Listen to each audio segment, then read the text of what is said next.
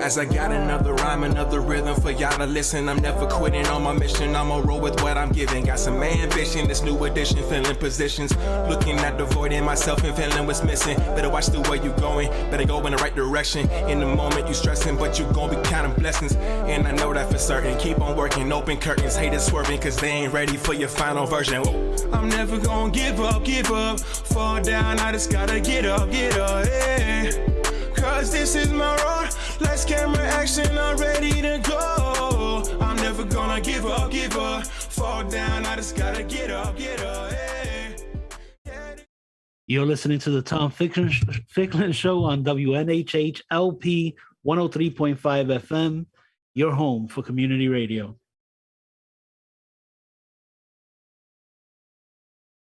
Good morning. First, I would like to thank Tom Ficklin Show for allowing us to be a part of this program today. And I would like to welcome you all this morning. Today, we're going to discuss a topic that is not necessarily talked about in our community, and that is organ and tissue donation and how you can become a registered donor. So today, we are happy to have join this discussion Carolyn Fletcher, who is a donor mom and volunteer for New England Donor Services and Donate Life America, and also Andrew Jones, who is a multicultural community outreach coordinator with New England Donor Services, and he's also a heart recipient. So first, what I would like to do is tell you a little bit about New England Donor Services, because I always get a question from people, what exactly does your organization do? New England Donor Services coordinates organ and tissue donation in Connecticut, Maine, Massachusetts, New Hampshire, Rhode Island, Vermont, and also Bermuda, which is not a part of New England, but we do Bermuda also. NED serves thousands of donor families each year who have been very generous in making decisions to donate, and we honor their wishes of those who are registered as donors and who would like to give the gift of life. But the main thing is our mission, which is to save and heal lives through organ and tissue donation. Before we start our program, I just want to give you a few stats nationally, and these stats are as of yesterday. So 106,000 persons need a life-saving organ and a transplant. Out of this number, 64,000 persons are actually on the waiting list. As of today, there have been 12,045 persons deceased and living who were donors. The total transplants to date are 24,892. And again, these are national numbers. And I just want to give you a little breakdown in New England, especially with people of color. So right now in New England, for Blacks, we have 1,161 persons on the waiting list. And out of those 1,161 persons, 1,051 persons are waiting for kidneys. In the Hispanic community, there are 927 persons waiting, and 759 of those persons are waiting for kidneys. So I think we're going to have a great conversation today, and we want to dispel some myths and misconceptions in regards to organ and tissue donation. And again, Carolyn and AJ, they have compelling stories. And I know we're going to receive a lot of questions. We want to be able to answer those questions. So Carolyn, can you first tell us what is your connection with donation? And actually just tell us your story. Okay, thank you for having me. So again, my name is Carolyn Fletcher, and I am a volunteer for New England Donor Services and a donor mom. So my son, I'm going to show you a picture of him because I think when you see the face and put the story with the face, it's more impactful. So this is my son. His name is Jarrell Fletcher. He was a sophomore in high school at Notre Dame High School in West Haven. And I volunteered to do this work because if I can touch one person with my story, where I was placed in a situation where I had to make a decision about organ donation in the midst of a tragedy. So it was very compelling to me to do this so that, you know, people will have these conversations with their family. So my son was in his sophomore year of high school. He was a little bit about him. He was an honor student. He played 3 sports. He played basketball, baseball, and football. He was the kind of kid who always embraced, say, children who were not liked or looked different or people would bully. Those are kind of people he would always embrace. He was a loving, caring, kind person, had lots of friends. And at the end of his school year, when he was a sophomore, he asked me if he could go to a friend's house for a pizza party. And I never let him ride with anyone because I was afraid of the teenage drivers. So I would take him everywhere, pick him up, take him wherever he needed to go. I, at that point, thought I was the Uber driver when Uber wasn't even in existence. He went nowhere unless mom took him and dropped him off. So I said, well, maybe I should, give it up a little bit and let him go. He wanted to go with one of his friends, and he told me his friend had his license for a long time and everything would be okay. So I reluctantly let him go on the pizza party with the teenage driver, and that ended up being my worst nightmare come true. I received a phone call at like 11:30 at night saying, you need to get to the emergency room. Your son's been in an accident and no details, just get here. So when I arrived at the hospital, I knew I was in trouble as soon as I looked at the nurse's face. And she said to me, are you alone? And I said, yes. And she says, well, you need to call your family. Your son is in a coma.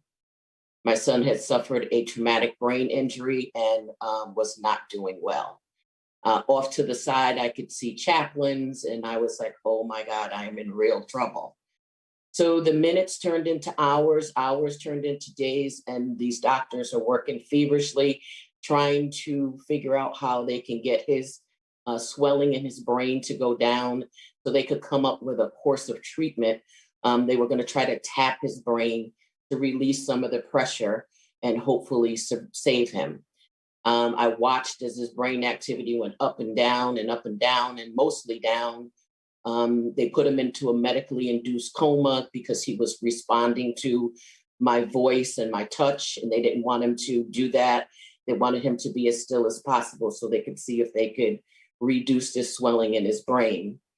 In the midst of all of this going on, someone from the organ services came to me and asked me if I would consider donation. Well, at that point, I'm still trying to wrap my head around what's happened. So I totally flipped out on the nurse and was like, you need to be going to find somebody to save my son and not ask me about donation. In hindsight, in knowing what really goes on behind the scenes, this nurse was not somebody who was directly involved in my son's care. She worked for the donor services. They do work as a team, but I didn't know that at that time. And she was the person approaching me. So I said, okay, you need to find somebody to take care of him. So as the hours and days went on, they finally came to me and said, there's no more we can do. He is legally declared brain dead, and there's not anything else we can do.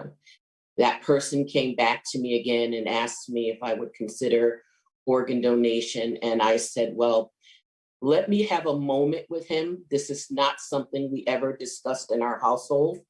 I'm sure a lot of you out there have not had a discussion about organ donation over your dinner table, and especially not African-American people. That's just not something we do. Our house was all about how's your grades? Where do you need to go? Where you need to get picked up? So I went back into the room. And when I went into the room, all I could see was his heart beating through his chest. And I said, oh my God, what do I do? I sat down beside him, and it was almost like if I could ask him, what do you want mom to do? He would have said, you need to save somebody and go ahead and do it. He was only on this earth for 16 years, but in his 16 years of life, he touched so many people. There were thousands of people at his funeral and his memorial services combined. And I knew I had to do it. So I donated his heart, his kidneys, his liver, and his pancreas. And from those donations, lives were improved. And one life in particular was saved. So there was a 35-year-old woman who received one of his kidneys. She wasn't able to have children prior to that, and she was able to conceive and have children after she received his kidney. I did get letters from all these people thanking me for the gift of life and for my son being a rainbow in their cloud. I did receive a letter from his other kidney recipient who also received his pancreas. He was in his 50s. The pancreas did not make it because he was a diabetic and there was an infection at the site and that didn't make it. But the most important organ was his heart, and that went to an 11-year-old boy who was having valve replacement surgery, and the valve replacement surgery went really bad. When they tried to jumpstart his heart after his valve replacements, he was bleeding to death. So they placed him on the top of the transplant list, and our tragedies just happened to coincide. He was in Boston's Children's Hospital in Boston, and he was saved as a result of our tragedy. Their family wrote me a letter thanking me so much for the gift of life. The first letter that they sent me, I didn't receive, and they thought I didn't want to connect with them. But they sent me a second letter. This happened in June, and they wrote the letter hoping it would get to me by Christmas. The little boy said, "Mom, I need to speak with that lady because she's lost her son, missed the holidays." I didn't get the letter. They sent the letter again, and when I received the letter again, it was on my son's birthday, which was the following March. So they live in Macon, Georgia, and they were coming back to Boston's Children's Hospital to do a reunion of people who had survived being on the ECMO system, which is the life support system. And of course, we had to make it to Boston to meet them. And I'm sure, some of you may have saw the movies and the stories about donor moms or families being able to put their hand and their chest on their recipient's heart and hear their deceased person's heartbeat. Well, that was me. And that was the most enjoyable day I've ever. It made donation all worthwhile.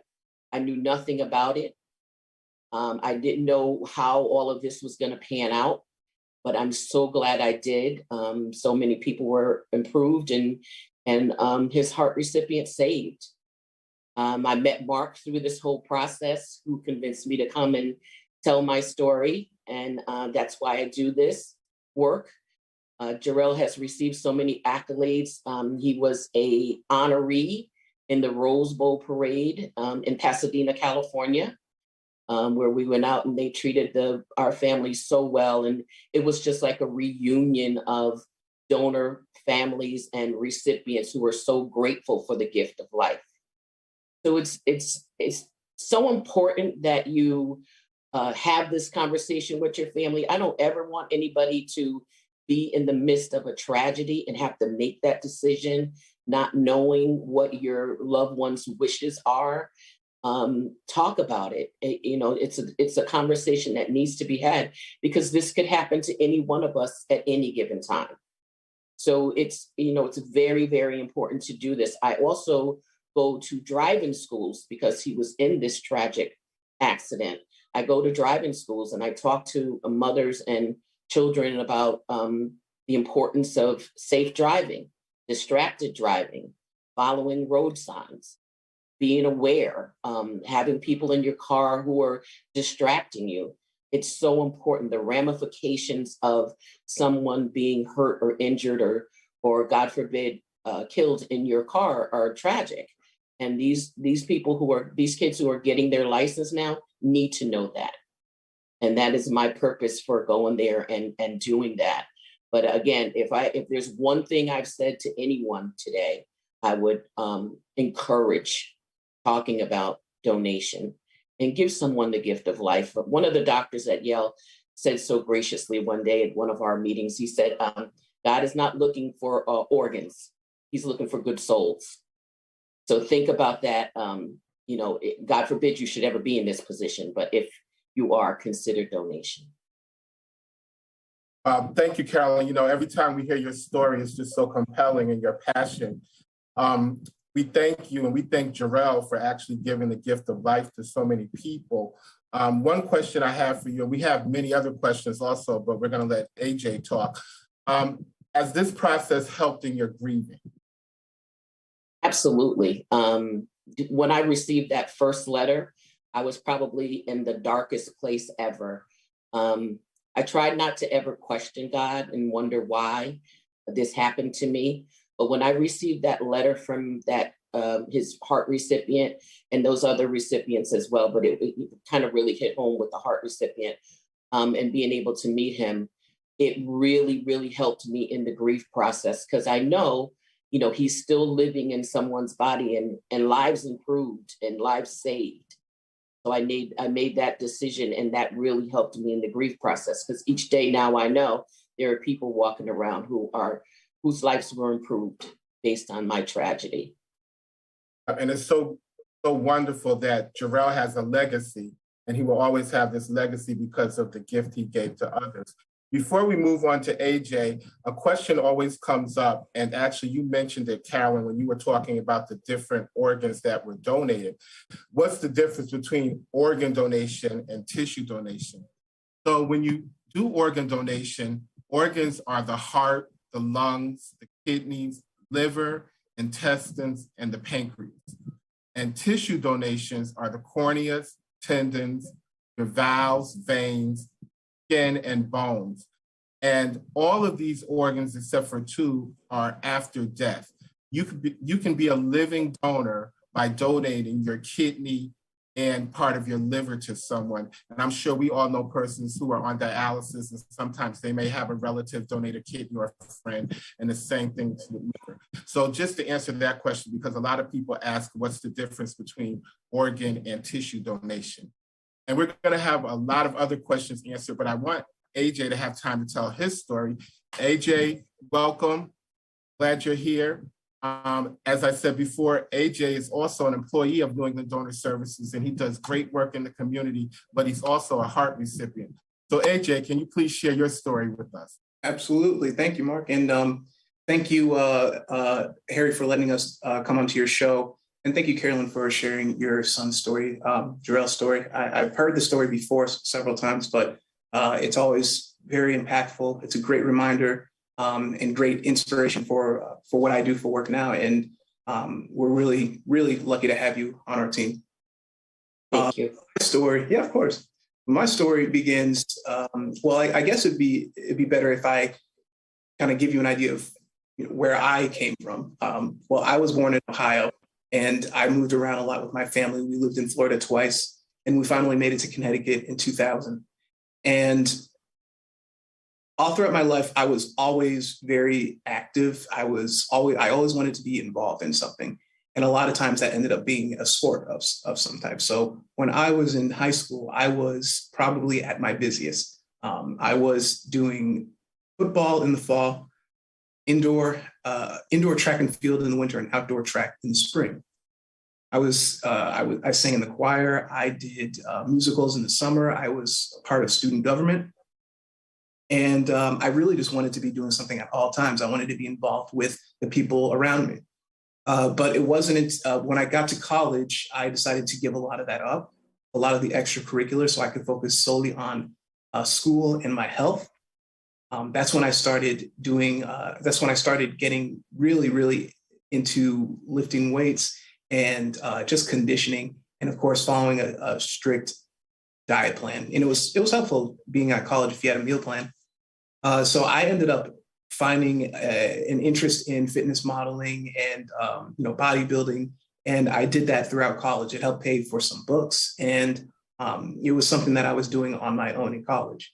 But it wasn't until about spring, my sophomore year, which should be about 2012, I was at home for spring break, and I went out to go on a regular light run down my street and back, nothing crazy. But as soon as I began to pick up pace, I was passing my mailbox, and I just stopped and just felt like as if I had to really work harder to breathe. I even pulled my phone out and checked the air quality that day when I was out there, because I thought that maybe the air was just not as great. But it was something I've never felt before. And I walked back into my house and got on the phone with my doctor right away. And I saw him the next day. And he said that I would have to wear a heart monitor for the next 24 hours. And this heart monitor would just monitor my heart. So the next day, after 24 hours, I came back and he looked at the reading and he said, so you have some irregular heartbeats. And because, protocol, we're just going to, send you to a cardiologist. So I meet with my cardiologist not long after this meeting. And he explains to me what I had at the time was a viral myocarditis, which is simply put, is an infection of the cardiac tissue. And what he went on to explain a lot about the disease.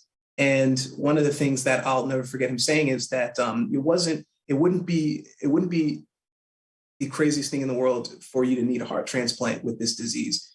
And in my mind, I'm thinking, I'm 22 years old. I do nothing but study and work out and eat healthy. So this is the worst that things are going to get if I've been doing this for so long. And, maybe I had, jinxed myself by saying that or even thinking it, but I was able to continue doing the things that I love to do. I was in the gym the next day, pushing myself, and I was still hitting the books somewhat hard, but I was still studying. And I was able to graduate from the University of New Haven, which is actually right across the street from Jarrell's school, Carolyn. I graduated from the University of New Haven, and I went to, I was just like every other college graduate.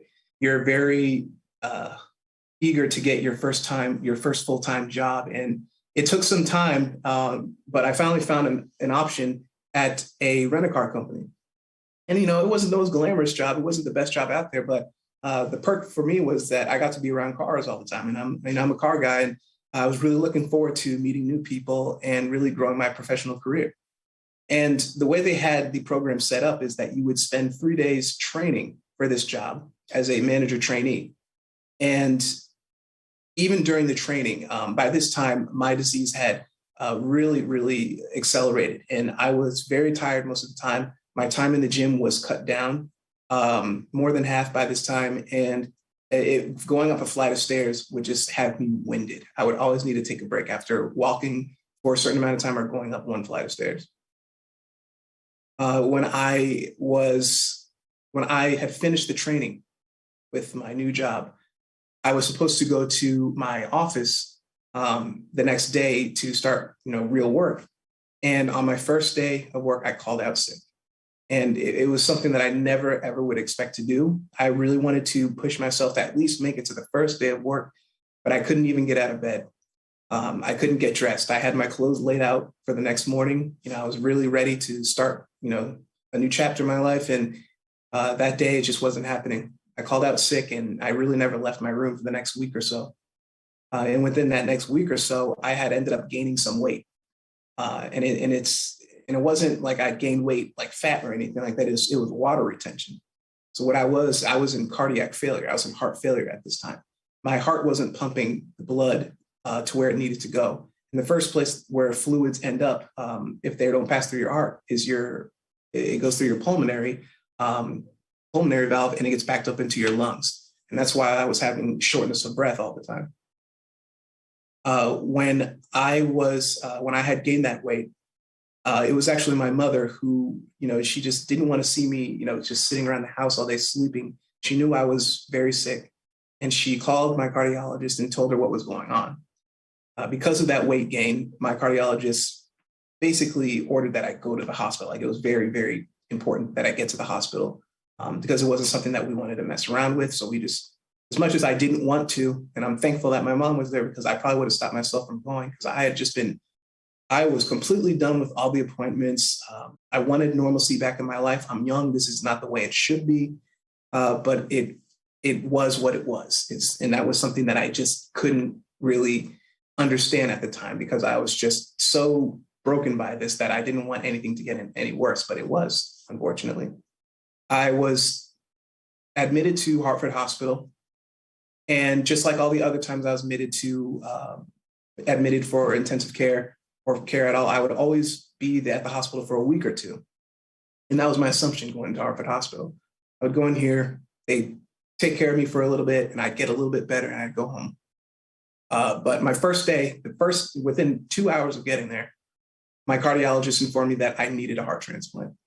And for that was news that I wouldn't say that was really knocked me back, but I'd been so sick for so long and in pain for so long that a heart transplant sounded like a great idea.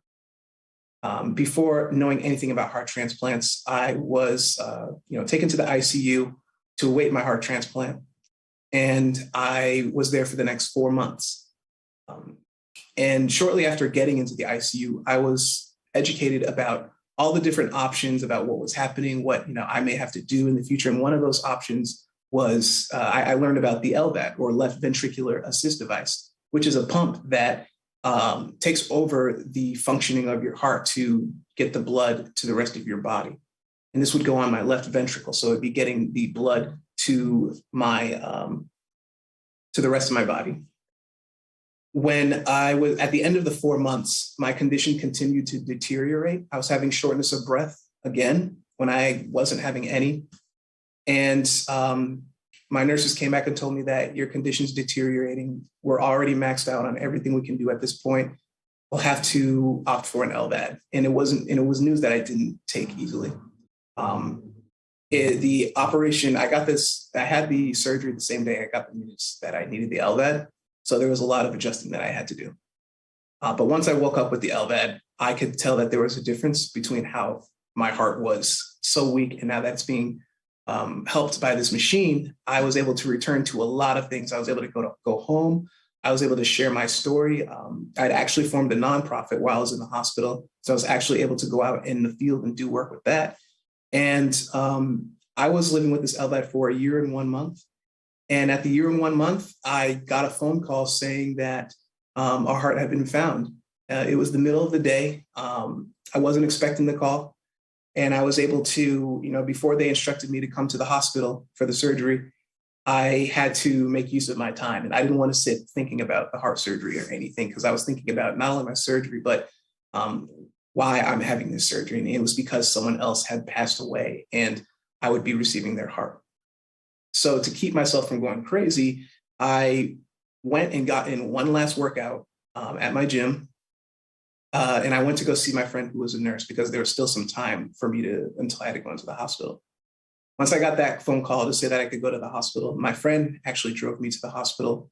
My family was in Texas at the time, and they were able to make it up in time right before the surgery. Surgery happened at 3 a.m. on September 21st, 2016. That's only just a couple weeks away right now. So this September 21st will be my 5-year heart anniversary. And, without it, I wouldn't be here. And since having this new heart, I've actually ended up crossing paths with a hospital relations coordinator. Her name is Heather. And I really fell in love with the way that she, with her work, what she was doing for her job. And I knew I wanted to be closer to transplant patients to help them in any way I could. I didn't have any experience in the medical field. I did what I could with what resources I had to go back and become a registered medical assistant at Tungus Community College. And I was ready to work as a medical assistant and work my way up. And it just so happened that an opportunity at New England Donor Services opened up, and, whatever my qualifications were, I just went for it. And it was the best decision I'd ever made.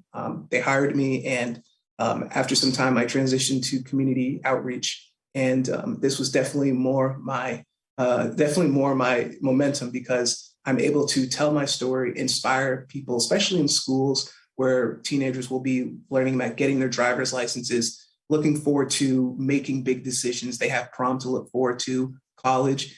I feel like organ donation, when somebody registers as an organ donor, they are aware, they know what the realities are for donor recipients, donor families, anyone who's been affected by organ and tissue transplant. And they're making an amazing decision. They know that if they don't wake up the next day, that they'll be able to help someone else. And that's a superpower that you really can't copy in any other way. So I tell people, if you've ever been a person who's held a door for someone or really just, spared some change or spared some time to listen to someone, you're a person who could be an organ donor because you're simply giving back. And it's a lot bigger. It's a big decision and it's a big discussion. And that's why we do things like have radio shows and why we're active on social media. And since getting my heart, I've been able to meet my donor family, my donor parents at least, and I was able to allow her to listen to my heart. Her son says hello, and I check in with her every so often, every holiday, and she's able to see the work that I'm doing. So I know that I'm making a big impact, and it's so great to work alongside with people like Carolyn and Mark. So I really am grateful for where I am today, and I'm so happy to share and dispel some myths today. So yeah, we can actually.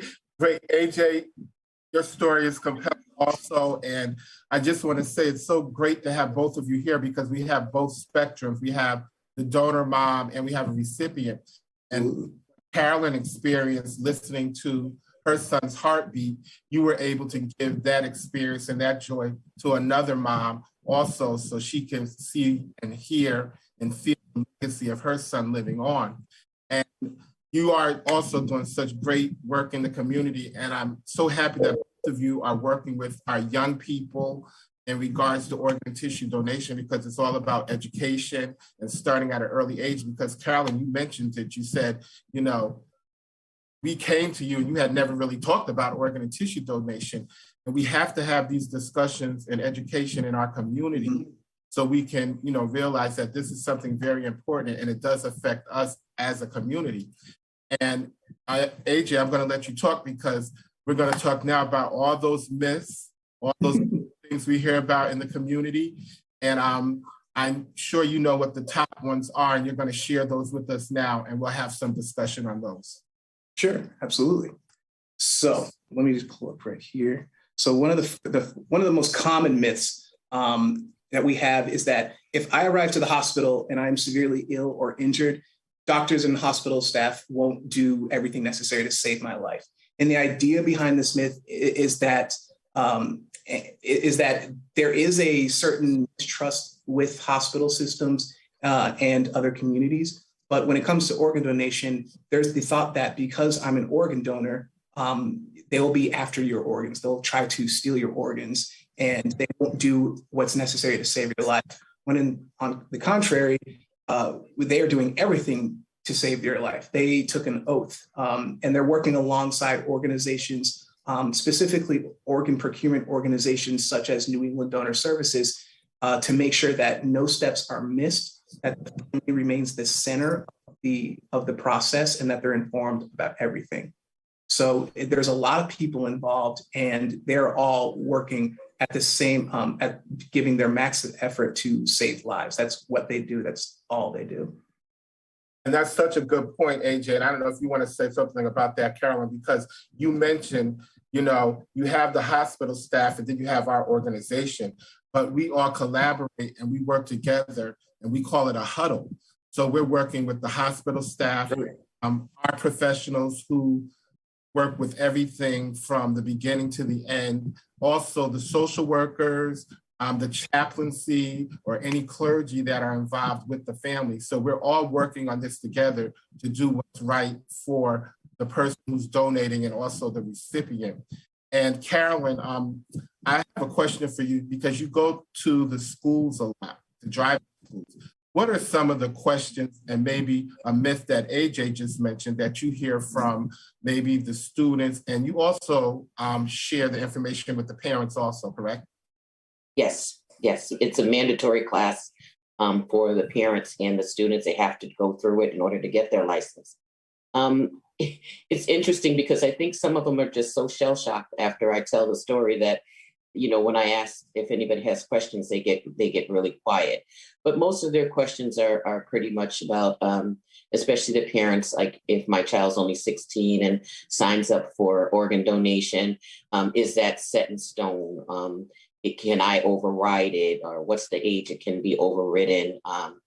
They ask mostly about the care between the two teams, and I drive it home that I know for a fact that these doctors worked tirelessly, and the nurses, everybody. They were trying to come up with all kinds of solutions and game plans to try to save his life.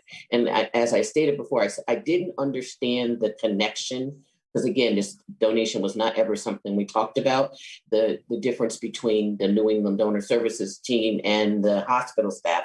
But I know those doctors and nurses never left his side, and they were in touch with me every step of the way. This is what we're going to try. This is what we're going to do.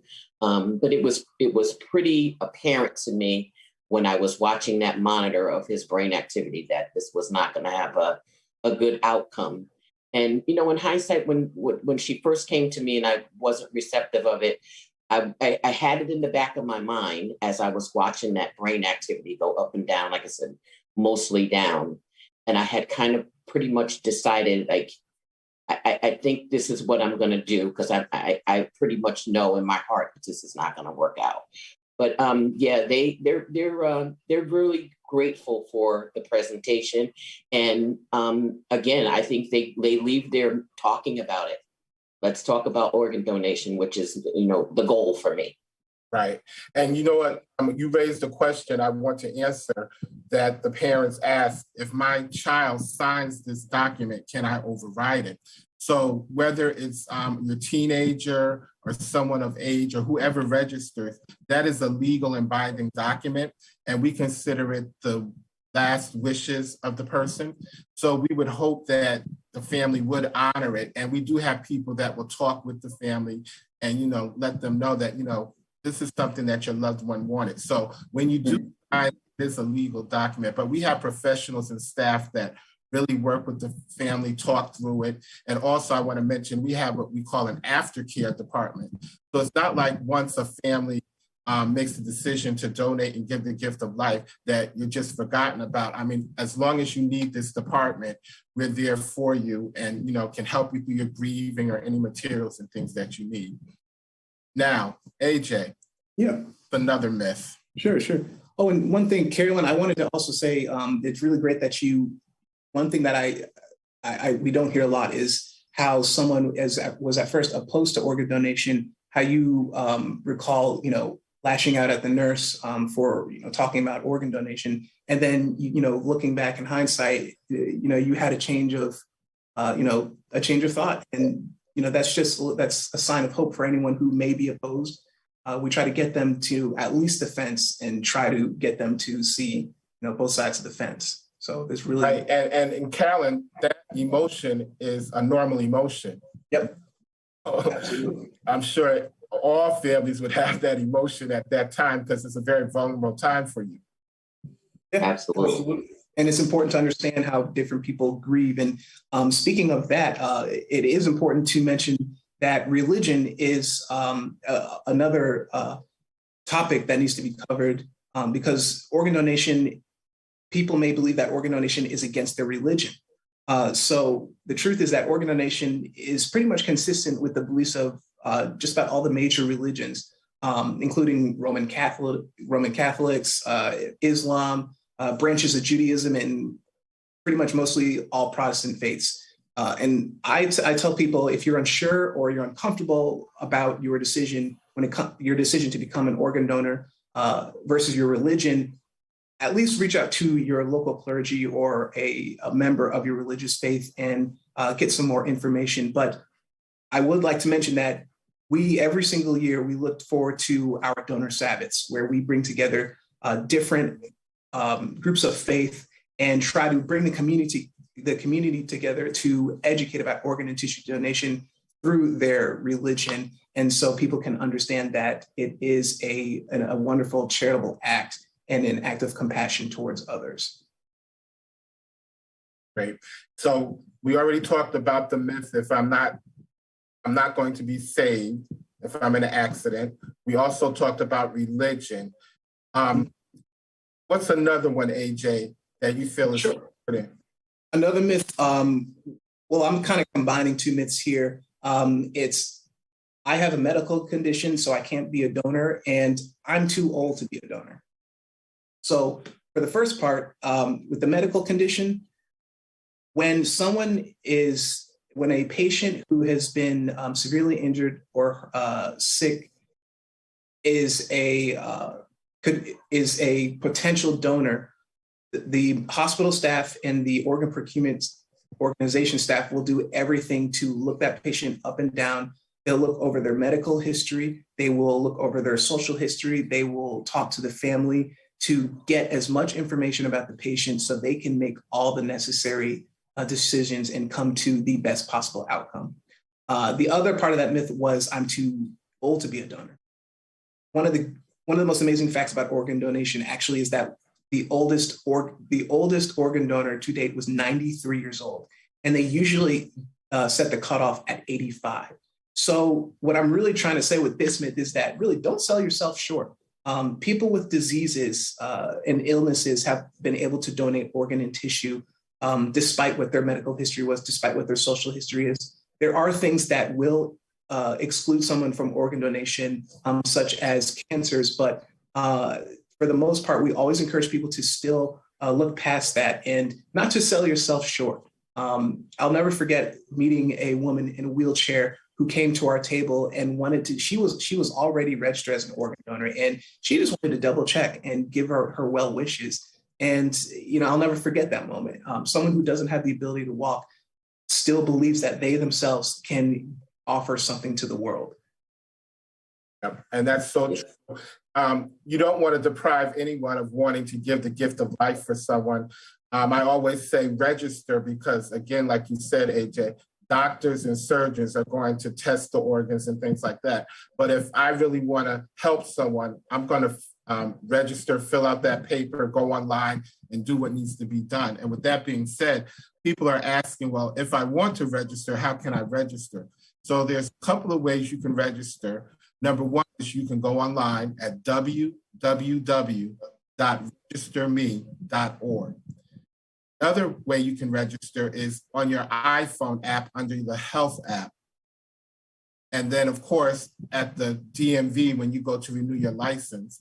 And if you live in Connecticut and it comes time to renew your license, actually, you'll receive a nice flyer with AJ's picture on it, encouraging you to register to become a donor.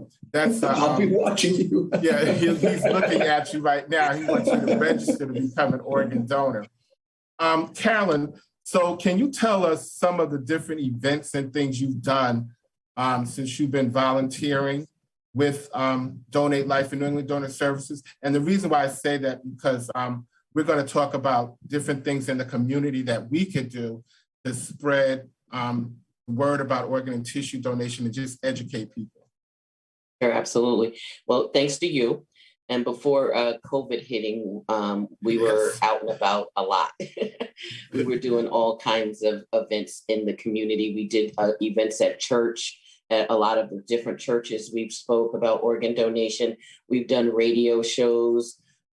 We've done just outside events. It's been just a litany of things to try to get the word out in the community. After COVID hit, everything is via Zoom and we haven't been out as much. But when I was called and asked about doing the drive-in schools, I did a couple of Zoom calls for the drive-in schools, but there's one particular one in West Haven where they did the social distancing, everybody has masks, and I embraced that opportunity. And I told Mark I've been going at least 3 times a month. And it's amazing to me that those classes are full with parents and students. And it's just a great opportunity for me to spread the word. If I could also mention just one other thing, Mark, and it's like a little bit of an irony. Donation hit my family in another way. My nephew, who just turned 50, just received a kidney. He's approaching a year in October. And right before we came on today, he had a doctor's appointment.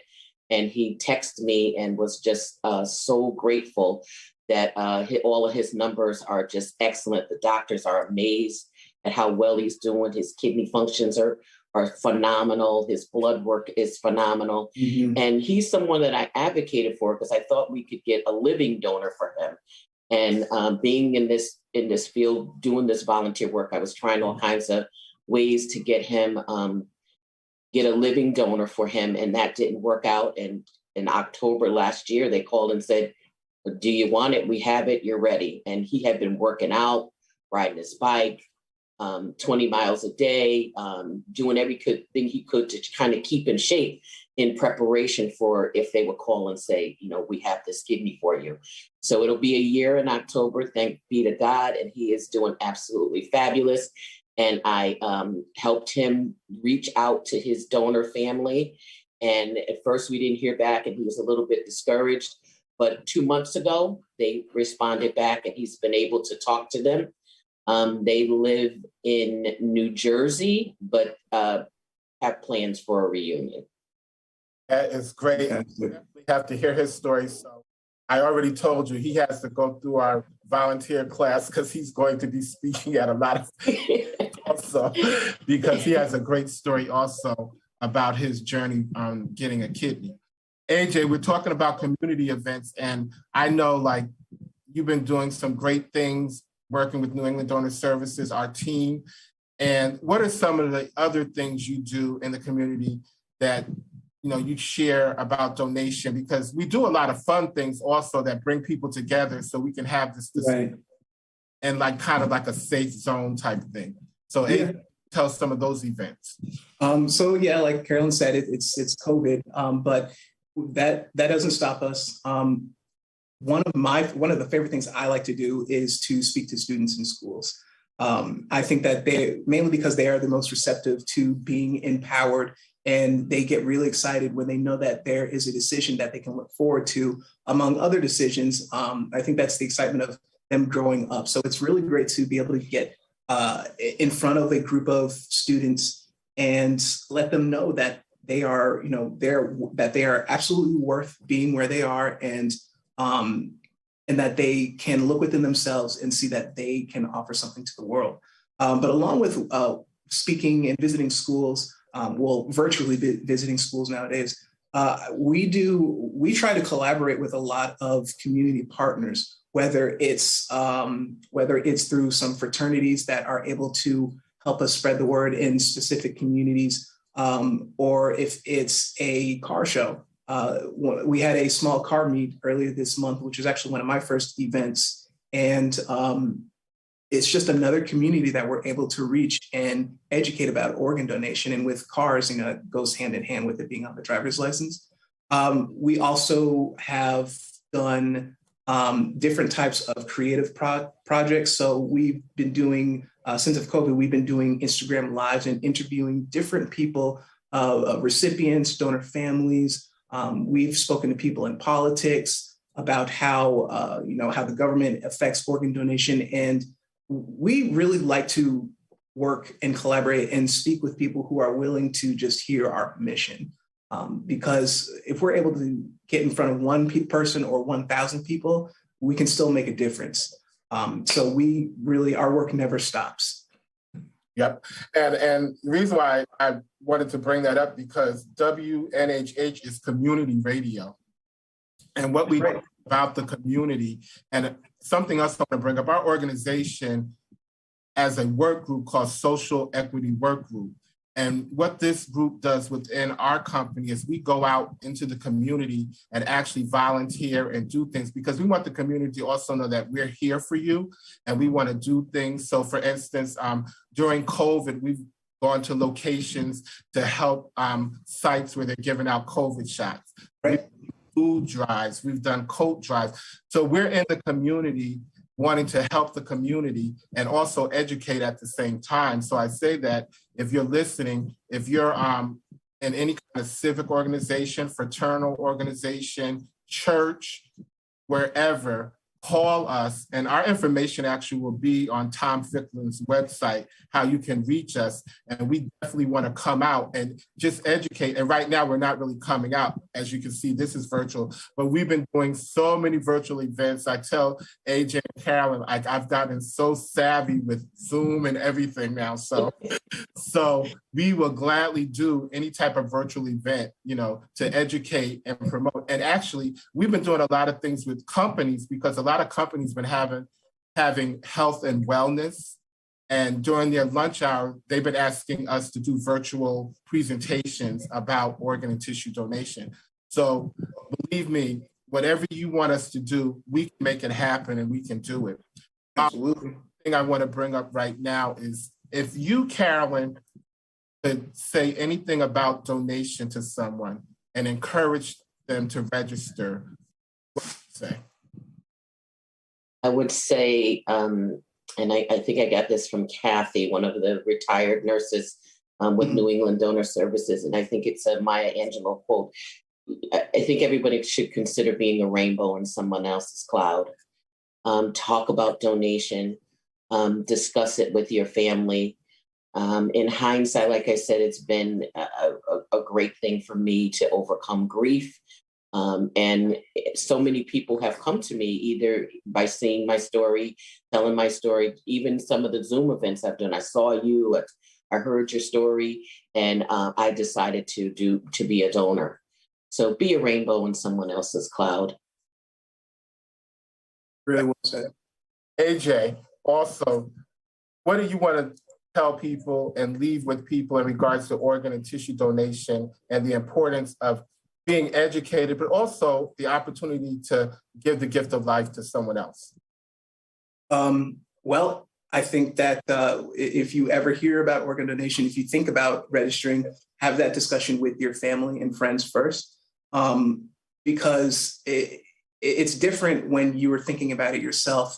But when you go and have the discussion with your friends and family, it can uncover a lot of other things. It could branch the discussion out into something else because it is a very deep topic. But I think that it's important that that when they hear about organ donation, just to whatever you hear out in the media, just take it with a grain of salt. It is a lot of education that needs to happen. But I think that the best advice would be to learn as much as you can about it. And you can do that just by going to, registerme.org. That's where you can register and learn more. You can learn more about the myths and the facts, but definitely learn more about organ donation before making your decision.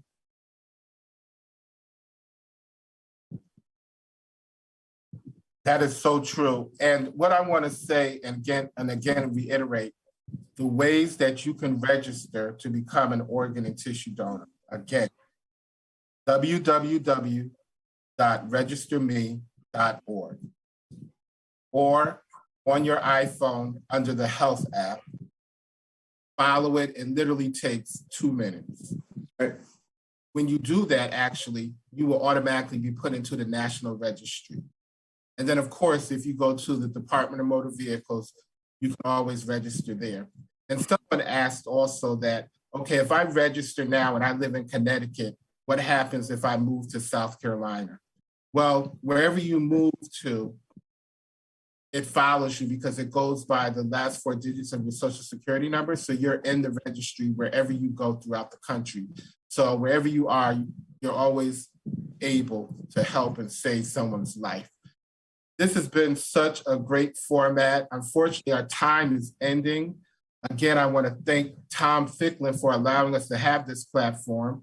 Our information will be on his website. Please call us at any time. If you're in the Bridgeport area on September 13th, I will actually be at the Department of Motor Vehicles there. And if you want to come out, have any questions or register, you can do that also. So again, I want to thank Carolyn for sharing your story. I want to thank AJ for sharing your story. You both are appreciated so much for the work that you do in the community. And again, thank you, Tom Ficklin, and we wish you a speedy recovery. Everyone have a great holiday weekend. Everyone, thank you.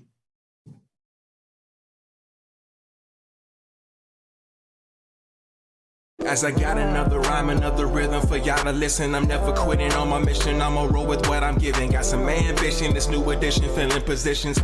Looking at the void in myself and feeling what's missing. Better watch the way you going, better go in the right direction. In the moment you stressing, but you gon' be counting blessings. And I know that for certain. Keep on working, open curtains. Haters swerving, cause they ain't ready for your final version. Whoa. I'm never gonna give up. Fall down, I just gotta get up, yeah. cause this is my road. Let's camera action, I'm ready to go. I'm never gonna give up. You're listening to WNHHLP 103.5 FM New Haven. Let's camera action, I'm ready to go. Way too long, we faced them storms. Now you gon' face the dawn you waited for. I said from night to dawn, I right my wrongs alone. In competition with warnings, ice galore. Now